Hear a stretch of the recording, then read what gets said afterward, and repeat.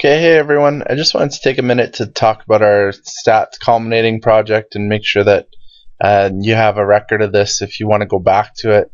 So I'm just going to kind of walk through what you're going to be asked to do, and I'll walk you through the exemplar that we did. So the goal is to investigate the correlation of two variables found from secondary data by first developing a hypothesis based on the opinions of a population found from primary data. So what you're going to do is you're going to choose a response variable. So that's a Y variable. So you're going to pick a dependent variable, a response, that you're interested in, that you would have a significant amount of data for. So don't do something that there's not data that's readily available for. You'd like to get as many data points as you can because you're going to try to find an x-axis that overlaps that. And so you want to collect as many points as you can.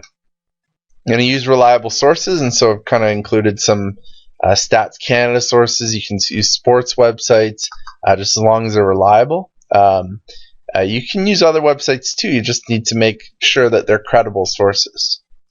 The other one is you're going to choose the X variable, so what's going to explain why the Y variable is changing.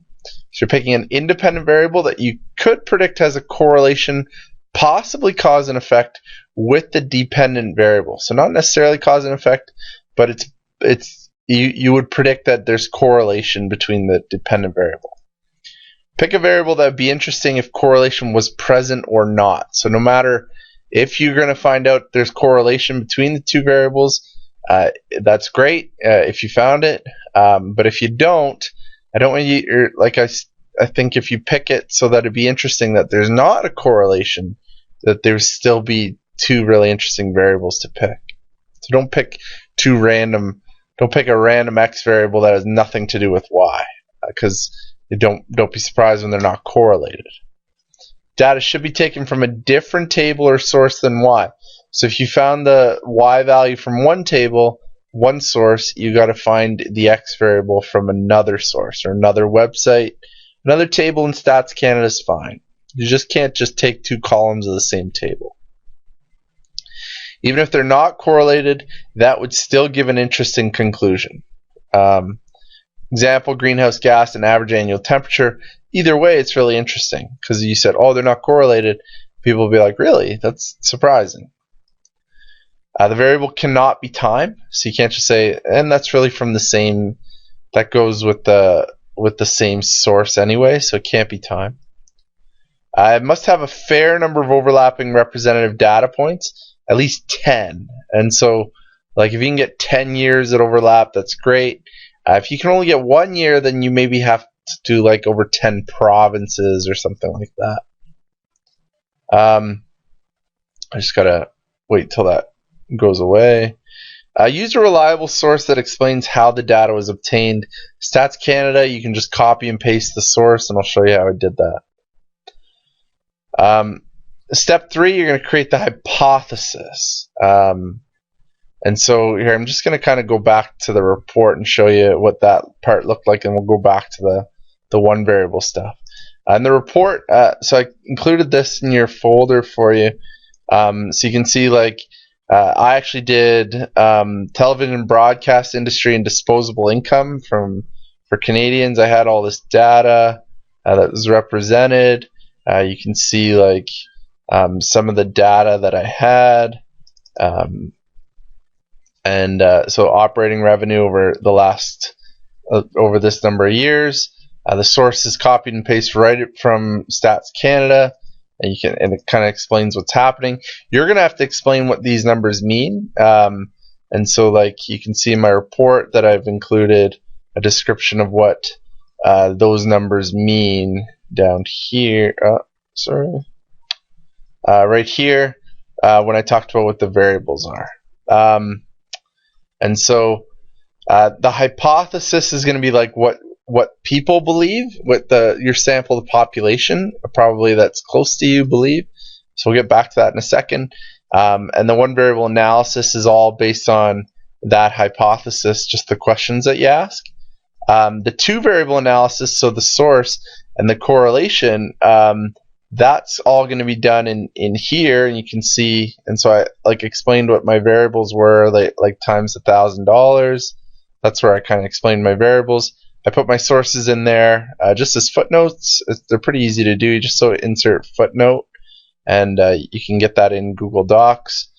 Just make sure that these are break text, so you can put them wherever you want. These are just screen captured or snipping tooled right from Fathom. I kind of go through what my line of best fit means and all my two variable analysis, my R squared and my R mean. I interpolate and extrapolate and kind of talk about what that means. Do dynamic analysis, so actually refit the data. I think I refit the data with less data, I'm pretty sure. And so we only went from it gave us data from 90 to 2013, but I refit it with just 2003 to 2013, and I got it changed to now weak correlation in the last few years, and then it was a positive correlation, and now it's a negative. So you can see here it was positive correlation and pretty strong correlation, including that data that all the way from 1990. But then it became negative correlation after that. And so the model didn't fit as well after. And so I kind of explained that basically what happened in my causal relationship. You can read this. Like, I don't want you to take this stuff word for word. It's just an example. You kind of have to tweak it to what your report's going to say. So that's all the two variable analysis. Just to go back, what the one variable analysis is actually like, you're going to actually not say, okay, I think that these are correlated, strong, positive, whatever. You're gonna ask people what they think, and so you're gonna do a one variable analysis on the opinions of a representative as best you can sample. So like, you might not get it fully without bias, but you're gonna ask people, and so you're gonna do two different samples of 30 people, so that's 60 people in total. You're gonna ask a first question. So you're gonna use the same sampling technique, ask the question in the same way in the same median. So if you're going to ask it on Twitter, ask it on Twitter twice, or Facebook. If you're going to go around the halls of your school, then that's fine. You just got to do that again for the other 30 people as well. Questions will get the sample to predict the correlation of two variables using a scale from 0 to 10. The first question's unbiased. The second question will have measurement bias. So you're going to use either a leading or loaded question. A leading question to have some kind of measurement bias. And then if you do have outliers, you should remove those. Just if everybody's saying 8, 9, 10, and then some random person says 0, you can probably take that person out. After doing a comparison, you're going to write the hypothesis after, and then you'll do your correlation. So the correlation is what I just said. You're going to do the causal relationship. Dynamic analysis of some kind, either just looking at the recent data, and that's kind of the outside factor, what's going on, or and you can surmise what that might be, or you take out an outlier, and then you should show your box and whisker plots if you're going to do outliers, and that's the box plots on the data, not on the one variable stuff. So just identify an outlier. Okay, so the one variable analysis, you can see it looks like this. And so I asked two questions, and I asked them on a Google form. And so here's my unbiased question. And so I used a scale from 1 to 10. It really should be 0 to 10, but I can't change that now. And then you're going to get responses, and I kind of and you can view the responses in a spreadsheet. So the spreadsheets are going to come up like this, and as people answer the question, they're going to go through. And so I kind of went through, and where's my report? So I said here on a scale of 1 to 10, it should be 0 to 10, just an unbiased question. And then I asked a biased question. I showed my data with a link to Google Docs, where I asked the questions. And then I did my histograms, which you can either do in Fathom or in the Google Docs, my box plots. So if there was an outlier here, I'd notice it and I can remove it. I do my measures of central tendency, explain what each one of them are, comparing each one, measures of spread. This is just like in our mastery question. I do our distribution, so left skewed, right skewed, other, and then make a conclusion. Again, please don't state this stuff like word for word. I've seen so many students like just copy what I've done. Making conclusion, and so you can see that because the mean is higher for the biased, but it's also high for the unbiased, you can clearly see that people do think that there's correlation between these two, and it's probably strong positive. And so we can say like there's a strong positive correlation. And then you do the two variable analysis with the dynamic. Here I included my time series because I just showed that there's maybe something happened in the last 10 years.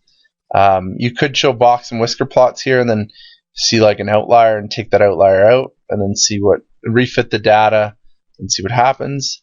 Do our causal, do our conclusion, and we are all done. Okay, and so that's the culminating project. It's you can put your sources throughout the report. This is only 6 pages with it only seeps onto the 7th. You put your graphs right in there. You can break the text. Don't put my name in the top right. You can put your name. I don't really care about the format. I do like footnotes at the bottom of the page, not in a works cited though. And this is generally the format. You put your name on here, make sure your name's on the front page, and then drop it in the Dropbox when you're done. Okay? If you guys have any questions, please let me know.